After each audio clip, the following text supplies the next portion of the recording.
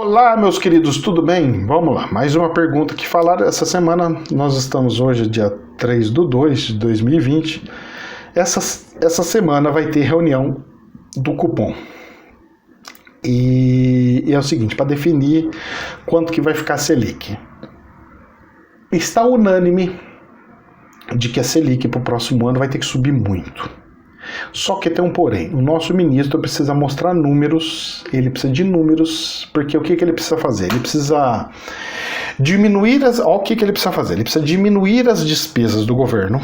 Então nós estamos com o presidente diminuindo algumas despesas, com aviãozinho, jatinho, algumas coisinhas ali. E para poder sobrar um dinheiro para poder injetar infraestrutura, injetar na economia para ela começar a crescer, para dar aquela alavanca, sair da primeira marcha, passar para uma segunda marcha. Até aí, perfeito, eu entendo a lógica do ministro. Então, ele quer abaixar de 4,5 para 4,25, que eu acredito que vai passar e vai acontecer, mas o risco aumenta mais porque vai estimular com que o dólar suba muito mais do que era para subir. Automaticamente gera muito mais inflação e assim aquela historinha que eu sempre conto aqui para vocês. Eu entendo que o governo paga muito de juros, só que a Selic ela tem que ser baseada na inflação. Então a inflação ela já está em 4,5, ou seja, mais as taxas do banco, mais algumas coisas, o que eu recebo de rentabilidade, ele está abaixo da inflação. Então, eu emprestando dinheiro para o governo, eu estou sendo muito bonzinho com o governo, eu amo demais o governo. Governo, você é minha paixão.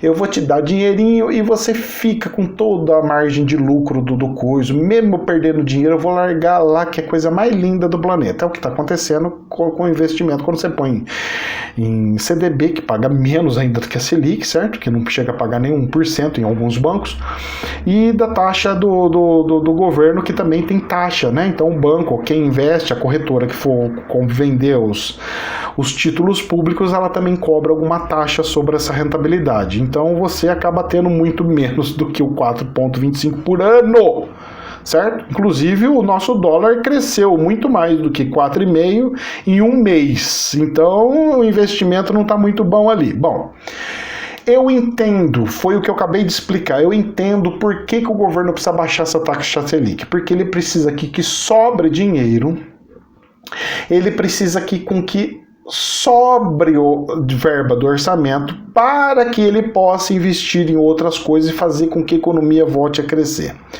Só que as despesas de previdência e tudo mais, mesmo passando a lei, ela continua subindo. Ela continua subindo e a nossa dívida continua subindo, como está lá. Duas umas. O que está acontecendo? Conforme ele foi tirando essa coisa da Selic, falando assim, as pessoas precisam trabalhar para ter rentabilidade, não pode viver às custas do governo. Conforme ele vai fazendo isso, é uma lógica, e está perfeita a lógica dele, linda, é maravilhoso. Só que as pessoas não investem na CDB, na coisa para ter lucro, meu querido. É para não perder o dinheiro. Então, por isso que eu falo que a Selic tem que ser igual ao da inflação. Se abaixar um pouquinho mais esse 0,25, que eu acredito que vai acontecer, eu acredito que vai ser... Olha, eu não consigo ver o que vai acontecer, mas pode dar uma explosão tão grande aí. E nós estamos entrando num período de eleição de prefeito e tudo mais. Gente, quando ele faz isso daí, ele tira, queira ou não queira, imagina só, tem um monte de gente que tem 100 mil, 200 mil investido fazendo a poupança do país. Poupança do país. Eu fazendo isso, eu desestimulo a poupança do país. Um país sem poupança, sem ter dinheiro, se eu não tenho dinheiro aplicado na poupança, eu não consigo financiar a casa própria. Porque o financiamento da casa própria, ele demanda de pessoas que depositaram o seu dinheiro, que está guardando para comprar uma casa, sei lá o que ele vai fazer, ou para usar para a aposentadoria dele, em casa própria. Ele não está fazendo isso. Automaticamente vai diminuir o dinheiro para comprar imóveis. Diminuindo, é tudo junto, gente.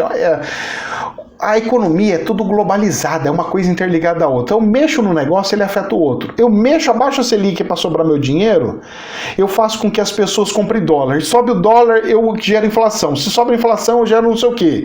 Se eu tiro o dinheiro das pessoas, se eu pago menos na Selic, eu faço com que as pessoas tenham menos dinheiro na poupança. Se tem menos dinheiro na poupança, investe menos na casa própria, no financiamento da casa própria. E se investe menos na casa própria, movimenta menos a economia. E se movimenta menos a economia, entra menos imposto. E se entra menos imposto, cara, é tudo interligado. Então você fala assim, professor, mas então qual que é a lógica? Tem uma fórmula mágica? Tem uma fórmula mágica. Não apertar ninguém. Deixa tudo no equilíbrio. Então a Selic, ela tem que estar no equilíbrio. Ela não pode estar... Imagina, e outra, hein? Ele fica falando que, porque Selic estão explorando. Tem Selic que tá pagando juros de 14%, porque foi feito contrato lá atrás, quando era alto e de longo prazo. Então tem um monte de gente recebendo fortunas e fortunas e fortunas dos tempos antigos. E os que estão entrando agora, não estão entrando porque a rentabilidade é tão baixa, o cara fala, não dá.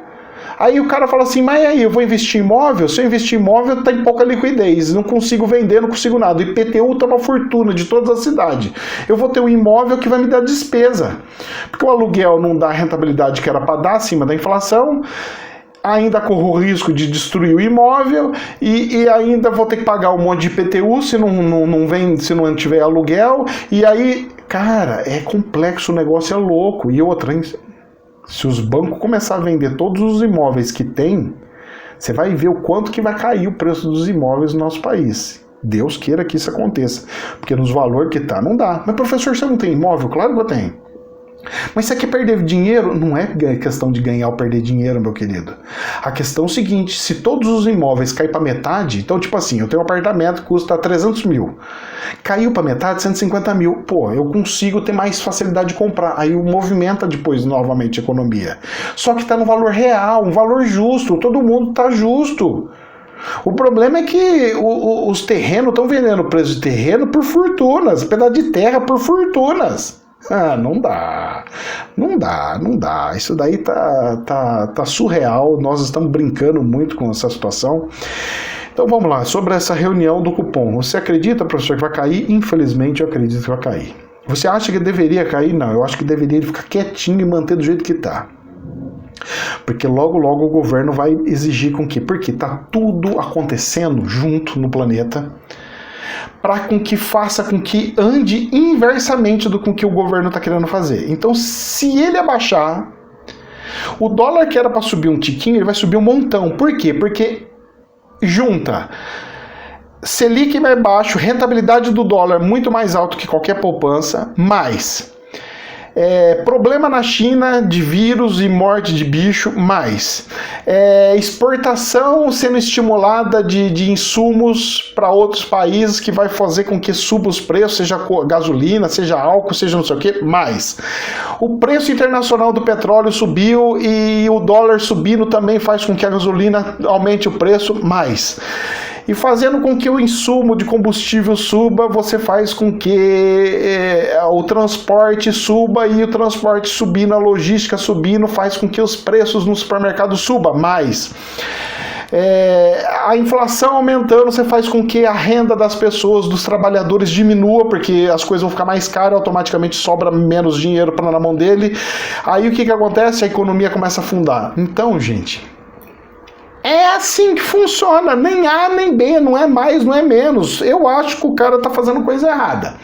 Eu acho que essa rentabilidade da Selic, ela nada mais menos que uma bolsa família, uma forma de movimentar o dinheiro e estimular com que as pessoas tenham reserva para dores de barriga ou momentos de crise.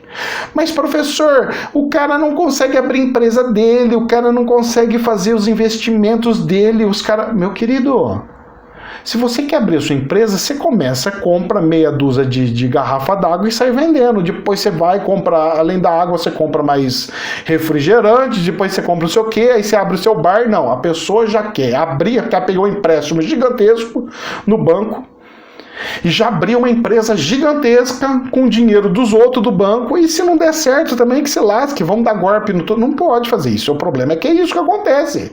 Os empresários do brasileiro é duro, rapaz. Ó, eu vou falar pra você, tem muitos que fazem isso, não é todos não, mas tem uns par que não tá nem aí, que o cara não tem cacuete de empresário, ele quer começar já grande.